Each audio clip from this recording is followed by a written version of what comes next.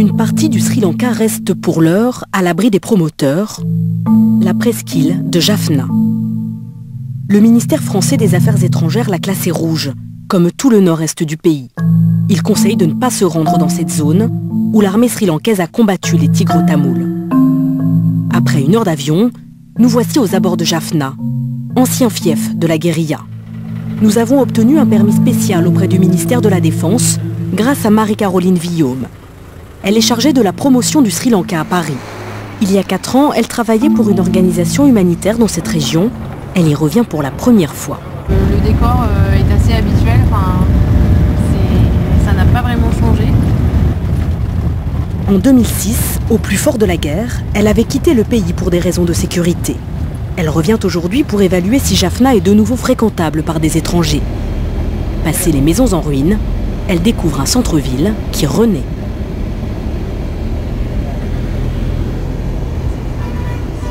Magasins improvisés qu'on voit sur le bord de la route, en fait, ça n'existait pas il y a 4 ans. Enfin, les stigmates de la guerre commencent visiblement à disparaître. Dès ses premiers pas en ville, elle tombe sur un ancien confrère. Salut! Comment ça va? Bien! Tu es là jusqu'à quand? Mercredi. Tout est très calme maintenant. Il n'y a plus de checkpoint. Vous pouvez aller n'importe où, alors qu'avant, il y avait beaucoup de restrictions. Maintenant, tout est plus facile. Tu vas même pouvoir aller à la plage. Le sourire retrouvé, c'est le message que veulent faire passer les autorités sri-lankaises. Le couvre-feu a été levé il y a 2 mois. La ville sort de 30 ans d'isolement. Les Sri-Lankais redécouvrent la possibilité de sortir sans crainte d'un attentat. Une ambiance bien différente de celle qu'a connue Marie-Caroline lorsqu'elle vivait ici.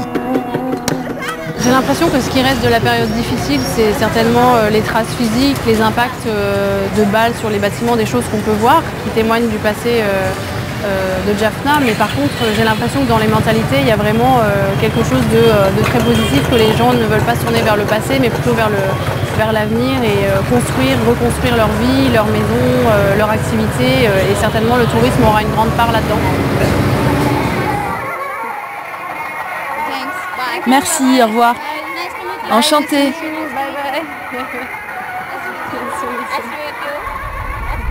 La principale curiosité de la péninsule de Jaffna est un temple isolé sur une île.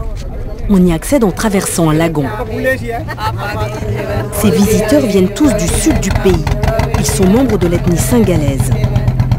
Ils reviennent en territoire tamoul pour la première fois depuis 30 ans.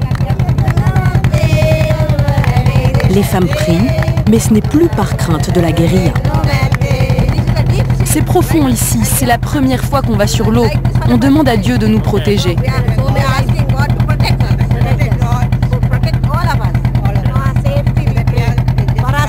Nous implorons sa protection.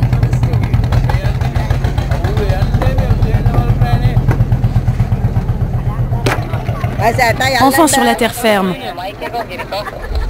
Les Tamouls considèrent ce temple comme un de leurs lieux saints.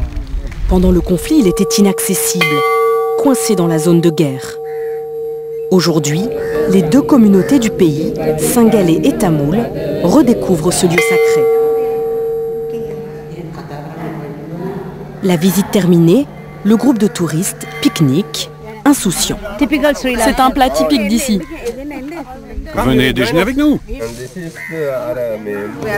On se déplace très librement. On est venu sans crainte. C'est très paisible. Et comment vous voyez l'avenir? Il faut que ça reste comme ça. Après 3 jours de repérage à Jaffna, Marie-Caroline croit dur comme fer à l'avenir touristique de la région.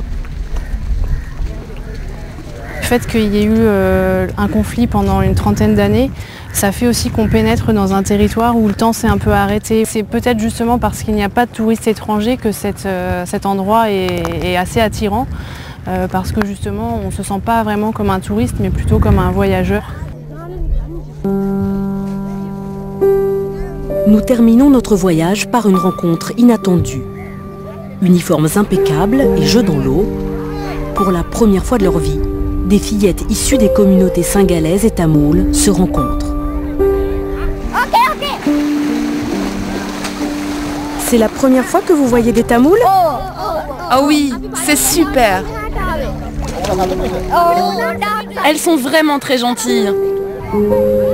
C'est un programme de l'ONU pour resserrer les liens entre les communautés. Ils vont nous montrer ensemble dans le monde entier. Tu te rends compte? Elles nous ont appris quelques mots de tamoul. Nous, on leur a enseigné un peu de singalais. On rajoute de l'anglais, le langage des signes, et comme ça, on arrive à se comprendre.